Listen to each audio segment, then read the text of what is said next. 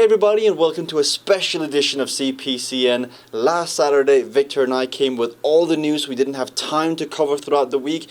You guys seem to love it, so we're back today with more news. But this time, we won't cover all the news we didn't get a chance to cover throughout the week. We're just going to cover the news as they are coming in live. So if you appreciate this extra day of work, the Saturday coverage, make sure first of all to click the like button down below to show your appreciation. But if you never want to miss any news story, miss any video that Chris, Victor and I put out here on this channel, make sure to click the subscribe button. We're at about 11,500 subscribers. We're trying to get to 12,000, and every single subscription helps. So please, please, please, if you do enjoy the content, click that subscribe button. But now, on to the news. Transition. Not too long ago, Chris said that if you have any local news or any local videos you want here on CPCN, you just need to send it to us, whether that's on our Facebook page, CyclingHub, or our Instagram, CPCN. We'll feature them on the show. And a certain Rhett Walters, who you may know as a YouTuber named the Red Star or racing for Vitus Pro Cycling here in the UK, sent us quite a different video. It's titled, When Your Mate Gets Super Aero. Now, I've never had a CDA of .001, but it looks like this guy has. Hey, you want to see my new aero position? Yeah, sure. Show me how aero you can get. What are you smiling at? I'm not looking anywhere. No, you're definitely smiling at something. Yeah, just looking straight ahead. You ready? Hey, you did it again. What are you smiling at? Huh? What? No.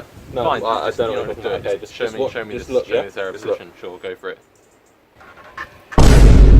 Where'd you go? Dude, no, where'd you go, dude? What do you mean? No, you're not. Where did you go? No, you're not there. There's no person on the bike. It's just a bike. I'm just super aero. What are you talking about? I'm right here. Chill out. No, you were definitely gone. You were literally, there was no one on that bike for a sec. There was no one on that bike. Hey, I am a person, okay? I was riding the bike. It's been me. I haven't gone anywhere, okay? I'm riding the bike. There was no human on the wheels, so, okay? I just got super aero, okay? Super aero. CDA 0.001. Yeah? Alright? Super fast. Yeah, we were watching that one in the office, and if you get us to smile, if you get us to laugh, we'll feature it right here on CPCN. Now, in other news, we've been covering the VeloFix Cafe debacle versus the local council. It's all crazy. It's all like you've heard all of it from Chris. But this tweet or this thread on Twitter came out yesterday, and it just sums this whole experience up to a T because it doesn't make sense. But follow us on this thread. And to do the voiceover, none other than our Victor Lundqvist. Fred, I'm going to try to make sense of this by the way of an anecdote. Bear with me, please. I'm a teacher. Many years ago at my school, an Asian boy threw a biscuit at a white boy in the canteen. This started a mini race war with parents, cousins, and baseball bats involved. The way the white boy and his friends saw it, "Those Asians are throwing stuff at us! Death to Asians!" When I asked him why he hated Asians, he said he didn't. Most of them are okay, but this guy threw a biscuit at me. Ah, so it's not Asians you dislike, it's people from biscuits? Yeah. In the case of the VeloLife Cafe, the council have committed the same logical fallacy. Some people are making noise in the street early in the morning. They happen to be cyclists, but instead of stopping people making noise, they banned #BloodyCyclists from congregating, not just early in the morning, but ever. The logical fallacy is twofold. One, the only people not permitted to make noise are now cyclists. Want to start up your Range Rover or take your yappy dogs for a walk at 6 a.m.? Absolutely no problem whatsoever. Two, just like the kid with biscuit crumbs in his hair blamed all Asians for his misfortune, possibly due to the latent prejudice, the council have blamed all cycling clubs for the noise made by a few. I don't say this lightly, but imagine the cafe was a Caribbean club, and on a Saturday morning, the old Jamaican folks would meet for a coffee and a coach trip. They chat in the street, a neighbor complains. Now I think you can see where I'm going with this. Now imagine the council didn't ask the cafe owner to put up a sign saying, "Please respect our neighbors, yada yada." Imagine they issued an injunction preventing black people from meeting outside the cafe. They wrote to the local community groups and told them they weren't welcome. This would, 1, be an outrage, and 2, be completely unenforceable. We saw some black people hanging around your cafe on a Saturday morning. We warned you. Wait, they're not part of the Caribbean Club? They're just local Somali kids? Well, that's what you say, etc., etc. I hear your objections already. You can't compare prejudice against cyclists with racial prejudice. Yes, I can. And it's about time we call this what it is. Cyclists are one of the few groups it is still okay to demonize, stereotype, and spread hate about. 3,499 cyclists were killed or seriously injured on UK roads in 2016. Yet daily, in newspapers and on TV, are blamed for their own deaths. You cannot ban gypsies from congregating in your streets, or the Irish, or the Jews, but according to the council, you can ban cyclists. Okay, enough. You get the point. I'm off to bed. Happy riding. Can I come out now? Victor's been in like the voiceover booth for the last hour on that last story, but the VeloFix Cafe story is quite close to our heart because local businesses like this, they thrive on cyclists congregating, coming around and, you know, getting a coffee, riding from it and being part of it. And like that ecosystem is kind of what cycling is about.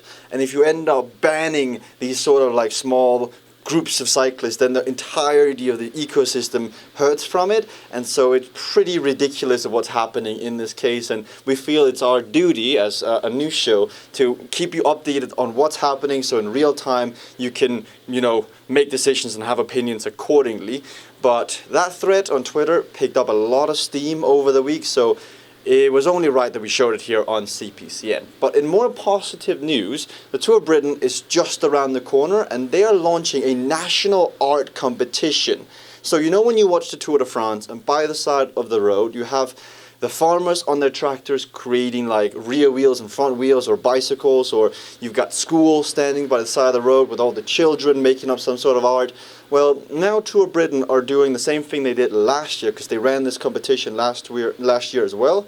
You can see the winner of last year. I'm sure one of you out there can do better, but if you want to be involved in this competition, in the description below, there's a link that leads you to the Tour of Britain website where you can tell them what you're planning on doing, where you're planning on doing it, and when you're planning on doing it. So if you go through the trouble of creating a national land art for the Tour of Britain, it will be seen by hundreds of thousands of people on ITV. I'm sure one of you people are going to win it, and if you do end up doing something, let us know, because I think Tim and Chris are going to be at the Tour of Britain with Wahoo, so I mean, we can send our roaming reporters out there to have a look. Anyway, let me know in the comment section below. Now here at CPCN and Cycling Hub, we're all for good memes when it comes to cycling, but this one Irish radio meme about cyclists took it one step too far. When you thought you ran over an animal, but it was just a cyclist. Drive safe, folks. In no way should any official capacity of that kind of joke about driving over cyclists in that capacity.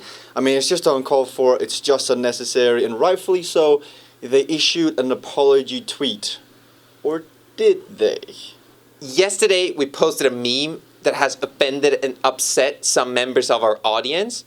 It was not in our intention and an error of judgment on our behalf, and that we would like to apologize to anyone who was upset or offended with the content of the meme.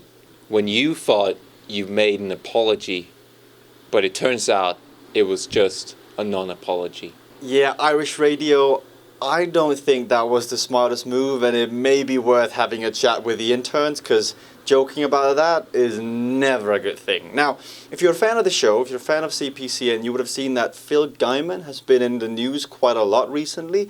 You saw him a month back when he had his very unfortunate crash when he was trying to qualify for the Olympics with the USA, where I believe he broke his collarbone. And then further down the line, he's now recently been in the news again with his new partnership with Swift, which Chris based was down to something significant. Now, there may be a reason why this recent partnership has blossomed, because yesterday Phil Gaimon took to Twitter and he said medical bills are fun. And now, a bit of background around me. I grew up in Denmark for the majority of my life. I've had free healthcare most of my life in Denmark, and we'll never get political on this channel. We stay well away from that. But as a cyclist, the idea that you have to pay a bill like this, which is 49,526 and 4 cents from crashing your bike, is absolutely insane. That's more than most people make in a year, plus more on the top. And yes, I do know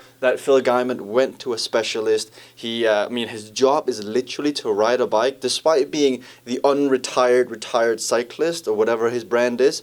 That's his life. Being good and chasing comms and being marketable to companies that sponsor him, that's what matters. So of course he's going to go find the best, surgeon, the best deal to try and get fit as quickly as possible so he can get back earning money, increasing his brand awareness. It all makes sense.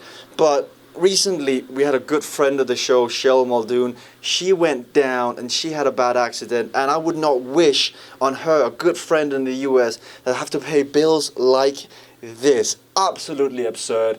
I mean, the US is the US, I guess. Phil Gaimon does say that it was a complicated surgery and the doctor was great. He is covered by health insurance, so you don't have to pray for him just yet, as he's covered by insurance. But just let this sink in. One crash on your bike, falling off, we've all crashed. I mean, the mark of a true cyclist, at least in the professional peloton, is a broken collarbone. Now, that in the US will cost you 49,526 and 4 cents. Mental. Last but not least, the hottest topic in cycling right now is named Remco Everden. This man is shooting for the stars and he's kind of like grabbing them down, putting them on his jersey. This man, where are his limits? We don't know yet, and I don't think we'll probably ever find out. But the reason that he's in the news today is because not too long ago he broke up with his girlfriend, and now because he's this rock star, superstar, and in Belgium and in Netherlands, cycling is the biggest national sport. Of course, they're gonna, report on him and his latest actions. And now a local newspaper, I believe it's called Newsblad, is reporting that Remco Everden already now has a new girlfriend. She's an Italian cyclist, and according to the Dutch or the Belgian newspaper, Italian media has been saying for a while that these two are together, but it's purely speculation. And Remco Evenepoel's life is about to get so chaotic. The fact that Newsblad, the fact that the Italian newspapers are now digging into his social life at the age of 19. I mean, this guy is being touted as being the next Tour de France champion. He can win the Olympics. He can win the World Championships. I mean, this guy better have a strong mental game, because the pressure, the attention. I wish the best. I love watching Remco race. I mean, we're so spoiled for choice with Mathieu van der Poel, with Remco Evenepoel, with Wout van Aert, all the great racers, Egan Bernal, who's just won the Tour.